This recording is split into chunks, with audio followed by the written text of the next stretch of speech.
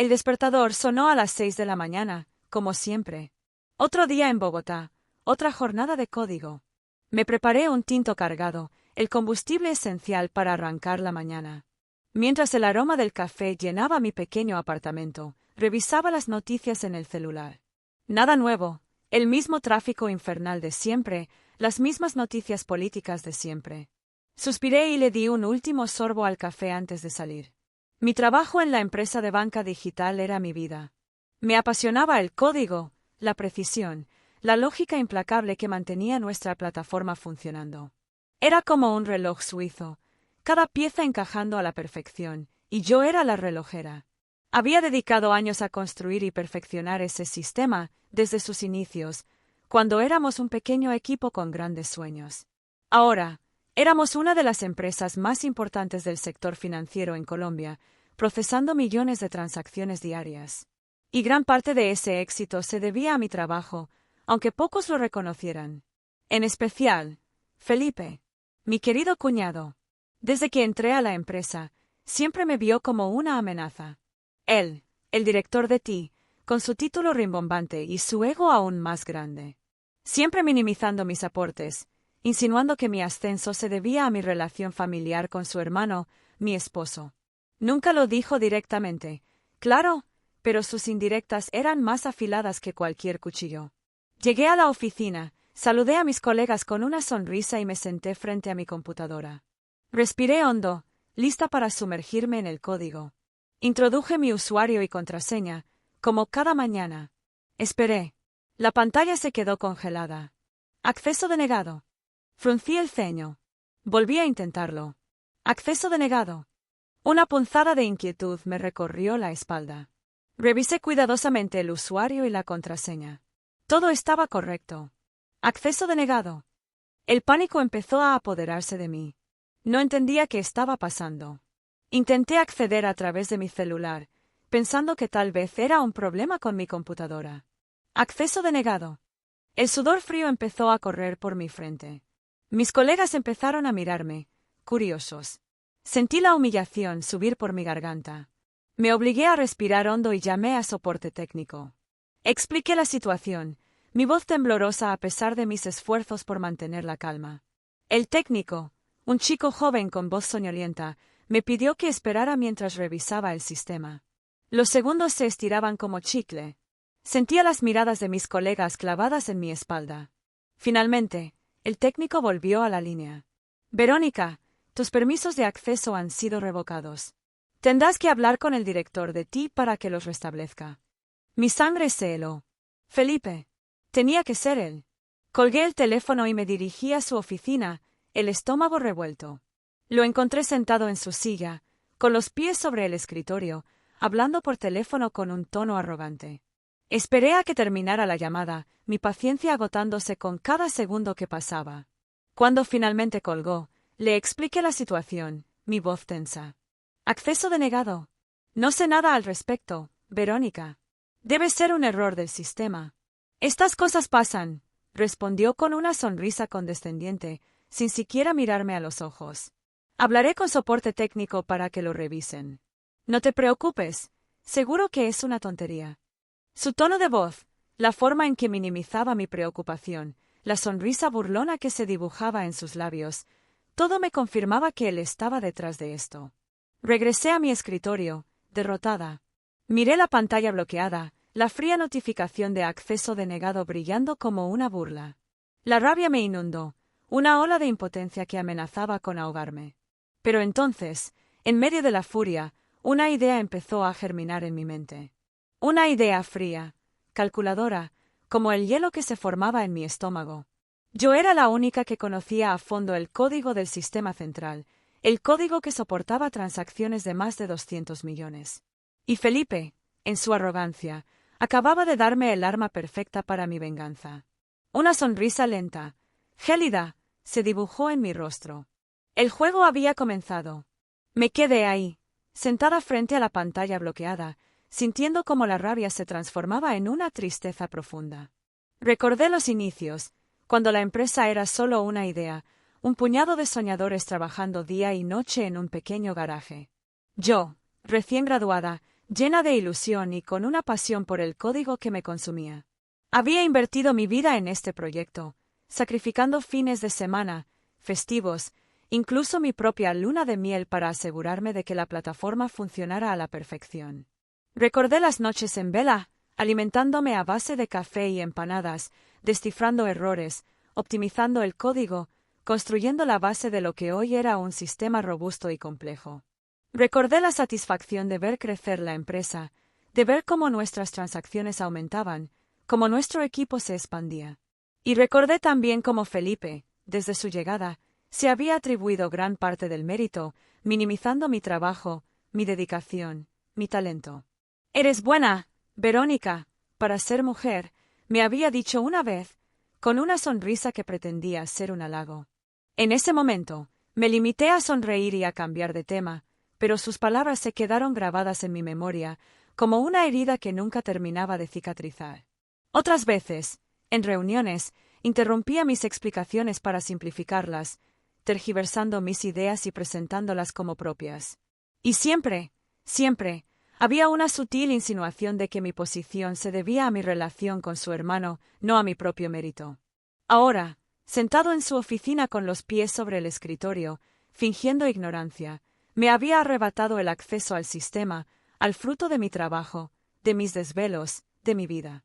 Me sentía traicionada, no solo por él, sino por la empresa, por la indiferencia con la que habían aceptado su versión, sin siquiera darme la oportunidad de explicarme.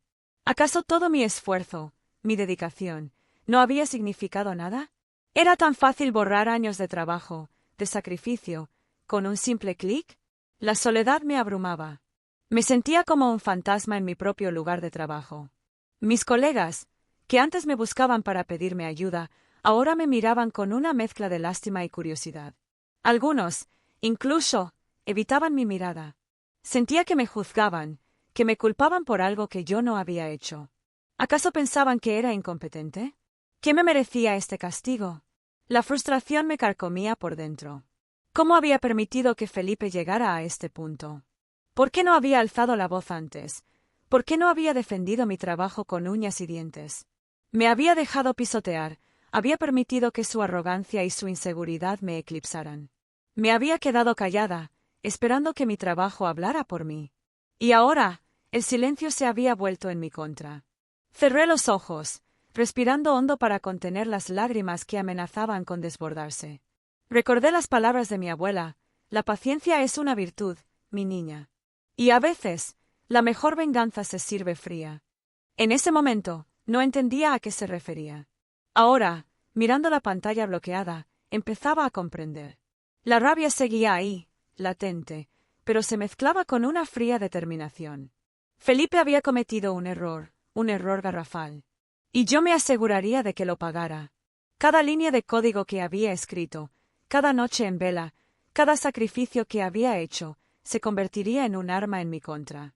Él había querido silenciarme. Pero pronto descubriría que el silencio puede ser más poderoso que cualquier grito.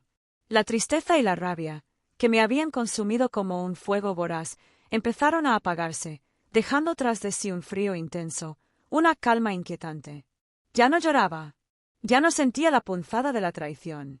En su lugar, una idea, oscura y poderosa, se apoderaba de mí. No iba a decir nada. No iba a advertir a nadie sobre la vulnerabilidad del sistema. No iba a darle a Felipe la satisfacción de verme rogar por mi puesto. Que se ahogue en su propia arrogancia. La idea de alertar a la empresa, de explicarles que sin mis claves de acceso el sistema era una bomba de tiempo, rondaba mi cabeza. Era lo correcto, lo responsable. Pero la sed de venganza, que crecía con cada minuto que pasaba, era más fuerte.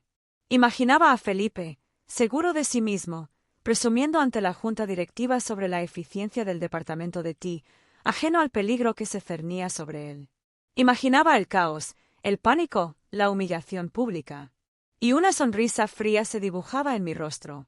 Sabía que las consecuencias serían graves. Millones de transacciones se verían afectadas, clientes furiosos, pérdidas económicas. Pero, ¿y qué?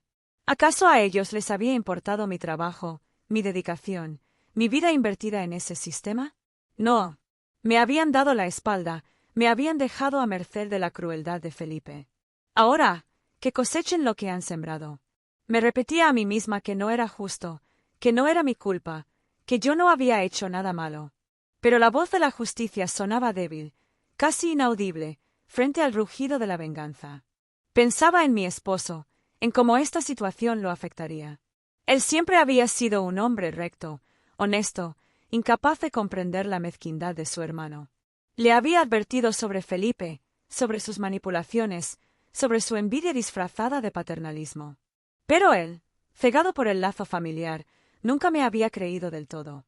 «Eres muy sensible, Verónica», me decía. «Felipe solo quiere lo mejor para ti». Ahora, ¿qué le diría? ¿Cómo le explicaría que su hermano, su propia sangre, me había apuñalado por la espalda? No, no podía decírselo. No todavía. Tenía que esperar, tenía que ver a Felipe caer, hundirse en el fango de su propia creación.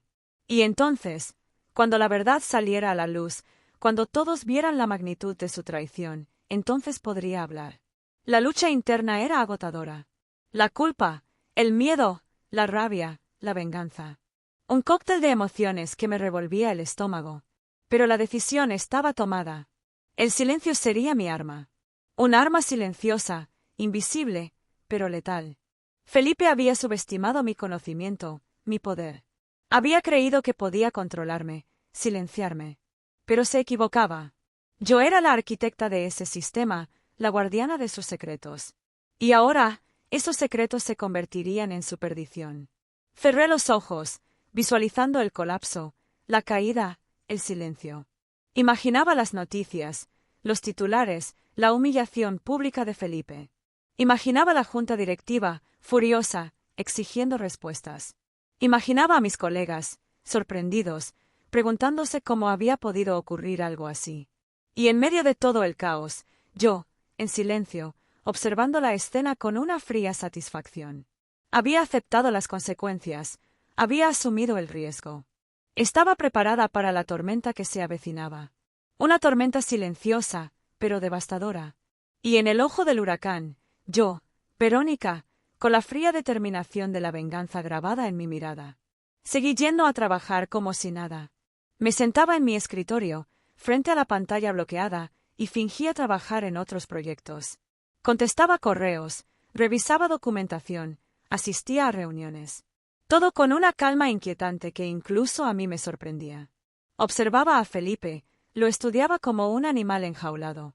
Analizaba sus movimientos, detectaba sus inseguridades, la forma en que se pavoneaba por la oficina, jactándose de su control sobre el departamento de ti. Lo escuchaba hablar por teléfono, presumiendo ante sus amigos de sus logros, de cómo tenía todo bajo control. Lo veía interactuar con la junta directiva, con esa falsa modestia que ocultaba su ambición desmedida. Y cada vez que lo hacía, la fría determinación que me habitaba se fortalecía.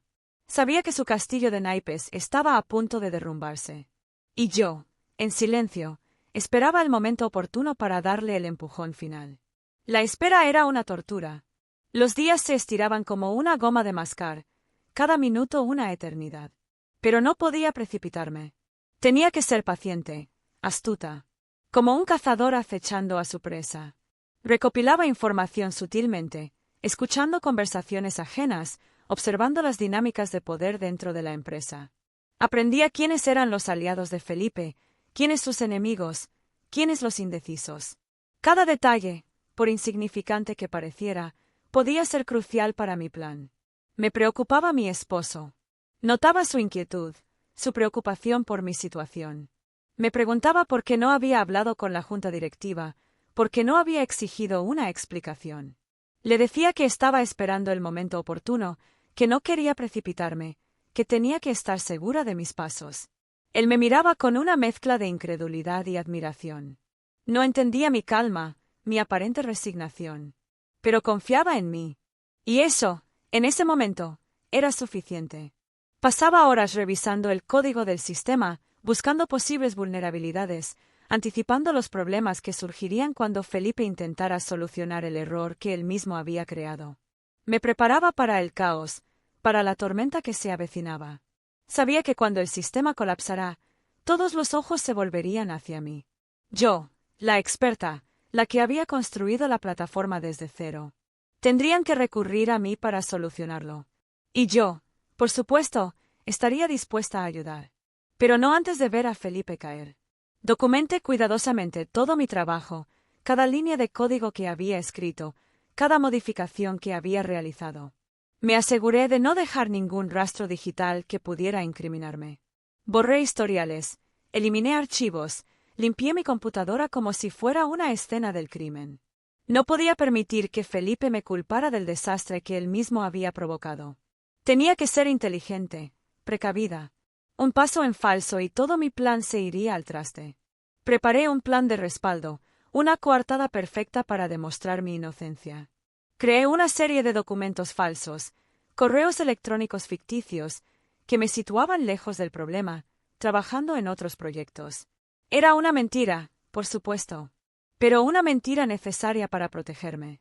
No tenía otra opción. Felipe me había obligado a jugar sucio. Y yo, aunque me repugnaba la idea, estaba dispuesta a hacerlo. La espera se hacía cada vez más insoportable. Sentía la presión en el pecho, la tensión en los músculos. Dormía mal, comía poco. El café, mi fiel compañero, se había convertido en un veneno que me mantenía en un estado de alerta constante. Pero no me rendía. No podía flaquear. Estaba demasiado cerca. Podía sentirlo en el aire, como la electricidad antes de una tormenta. El silencio, mi arma secreta, se cargaba de poder, listo para descargarse sobre Felipe. Solo tenía que esperar el momento oportuno. El momento en que la calma diera paso a la tormenta. Y ese momento, sabía, estaba a punto de llegar. Era lunes, el día más importante del mes. Se cerraba el trimestre y una transacción multimillonaria, la más grande en la historia de la empresa, estaba en proceso. Felipe, por supuesto, se paseaba por la oficina como un pavo real, supervisando cada detalle, dando órdenes a diestra y siniestra, presumiendo ante la junta directiva que había venido especialmente para presenciar el evento. Yo, sentada en mi escritorio, observaba la escena con una aparente indiferencia, aunque por dentro la tensión me carcomía. Era el momento que había estado esperando. La sala de juntas, con sus paredes de cristal, permitía ver el espectáculo en todo su esplendor. Felipe, de pie frente a una pantalla gigante, explicaba con su habitual arrogancia los detalles de la transacción. Los miembros de la junta, impecablemente vestidos, asentían con la cabeza, impresionados por la aparente eficiencia del sistema. Yo, desde mi puesto, podía ver las cifras desfilar por la pantalla, millones y millones de pesos cambiando de manos en cuestión de segundos. Y sabía, con una certeza gélida, que todo ese despliegue de poder y tecnología estaba a punto de desmoronarse. El sistema empezó a mostrar signos de inestabilidad. Pequeños errores, casi imperceptibles para el ojo inexperto, pero que yo, conocedora de cada línea de código, reconocía como los primeros síntomas del colapso. La pantalla empezó a parpadear, las cifras se actualizaban con lentitud, las gráficas se distorsionaban. Un murmullo de inquietud recorrió la sala de juntas.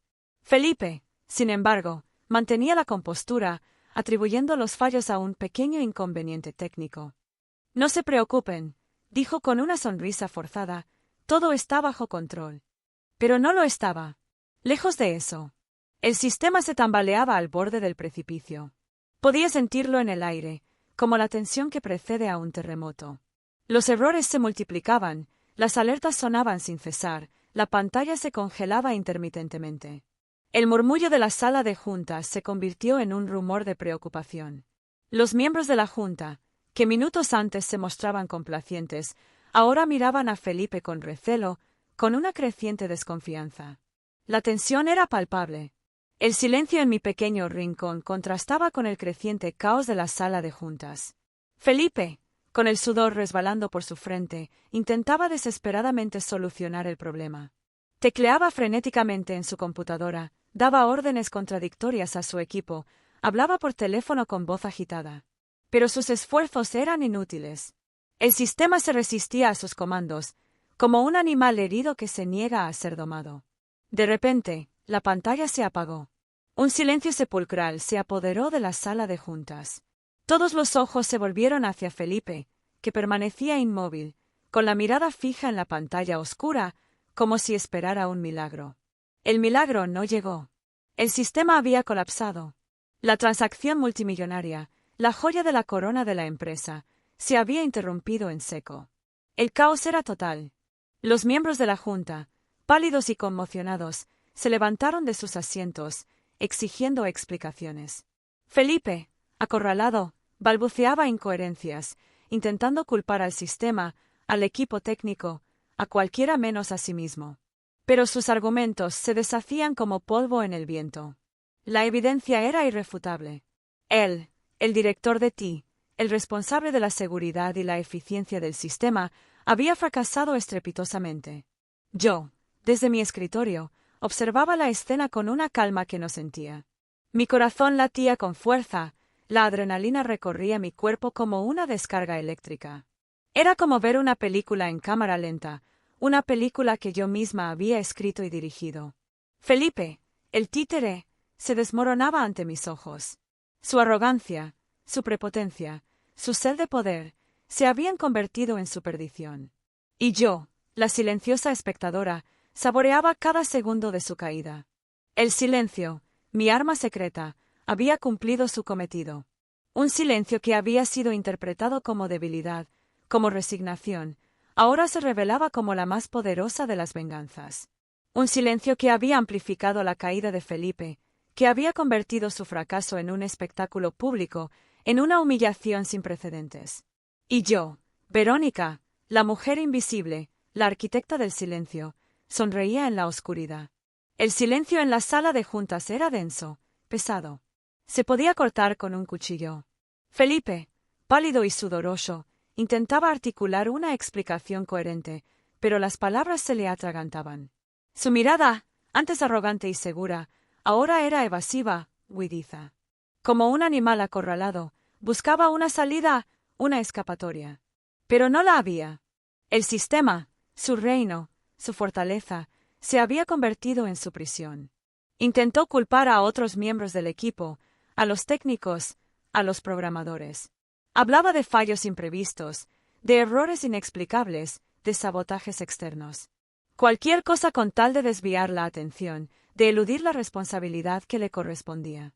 Pero sus argumentos, débiles y contradictorios, se desmoronaban ante la mirada inquisidora de la junta directiva. Habían perdido la confianza en él. Su credibilidad, cuidadosamente construida a lo largo de años de engaños y manipulaciones, se evaporaba como el humo. Lo veía removerse incómodo en su silla, las manos temblorosas, la voz quebrada. La arrogancia que lo caracterizaba había desaparecido por completo, reemplazada por una desesperación palpable. Intentaba recuperar el control, imponer su autoridad, pero ya era demasiado tarde. La junta directiva, antes sumisa a sus palabras, ahora lo miraba con desprecio, con una mezcla de decepción e ira. Habían descubierto la verdad. Habían visto al títere sin sus hilos. Uno de los miembros de la junta, un hombre mayor con rostro severo, se levantó y se dirigió a Felipe con una voz fría y cortante. «Basta de excusas, señor. Los hechos hablan por sí solos. Usted era el responsable del sistema, usted garantizó su seguridad y eficiencia. Y ahora, debido a su negligencia, la empresa ha sufrido pérdidas millonarias y un daño irreparable a su reputación». Cada palabra del hombre era un clavo en el ataúd de la carrera de Felipe. Lo veía encogerse en su silla, como si intentara desaparecer, volverse invisible. Pero era imposible. Todos los ojos estaban puestos en él, observando su humillación, su caída en desgracia. Y yo, desde mi rincón, observaba la escena con una satisfacción silenciosa, con la fría certeza de la justicia cumplida. La junta directiva no tardó en tomar una decisión. Felipe fue despedido fulminantemente, escoltado fuera de la empresa como un delincuente, despojado de su título, de su poder, de su orgullo. Lo vi salir de la sala de juntas, cabizbajo, con la mirada perdida en el vacío. Sus pasos eran lentos, pesados, como si cargara con el peso de su fracaso. Y yo, mientras lo veía alejarse, sentí una punzada de ¿lástima? No, no era lástima. Era indiferencia. Había obtenido lo que quería. Había visto a Felipe caer. Y ahora, su destino me era indiferente. La noticia de su despido corrió como la pólvora por la oficina. Mis colegas, que antes lo admiraban y temían, ahora lo comentaban en voz baja, con una mezcla de sorpresa y morbo. Algunos, incluso, se atrevían a criticarlo abiertamente, a señalar sus errores, sus excesos. La máscara de poder que había llevado durante tanto tiempo se había roto, revelando la fragilidad del hombre que se escondía detrás. Me quedé en mi escritorio, procesando todo lo que había ocurrido. La tensión que me había acompañado durante semanas se disipaba lentamente, dejando tras de sí una sensación de vacío, de extrañeza. Había ganado la batalla, pero no me sentía victoriosa. La venganza, que había imaginado como un triunfo glorioso, ahora me parecía un plato frío, insípido. Había destruido a Felipe, sí, pero al hacerlo, también había destruido una parte de mí misma. Miré la pantalla de mi computadora, todavía bloqueada. El acceso denegado seguía ahí, como un recordatorio de todo lo que había sucedido. Pero ahora, ya no me importaba. El juego había terminado. El títere había caído. Y yo, la silenciosa titiritera, podía finalmente descansar. O al menos, eso creía. Porque la historia, como pronto descubriría, no había terminado. Apenas estaba comenzando. Las consecuencias del colapso fueron, como era de esperar, un verdadero terremoto. La transacción multimillonaria se tuvo que posponer, generando pérdidas considerables y una ola de incertidumbre en el mercado. La prensa se hizo eco del incidente, especulando sobre las causas del fallo y cuestionando la seguridad de nuestra plataforma. Durante unos días, la empresa fue el centro de todas las miradas, el ejemplo de lo que no se debe hacer en el mundo de las finanzas digitales. Un caos absoluto. Pero, curiosamente, un caos controlable.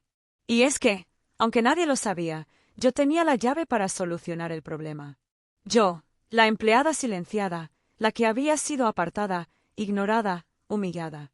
Yo, la única que conocía a fondo el código del sistema, la única capaz de reconstruir lo que Felipe, en su arrogancia, había destruido.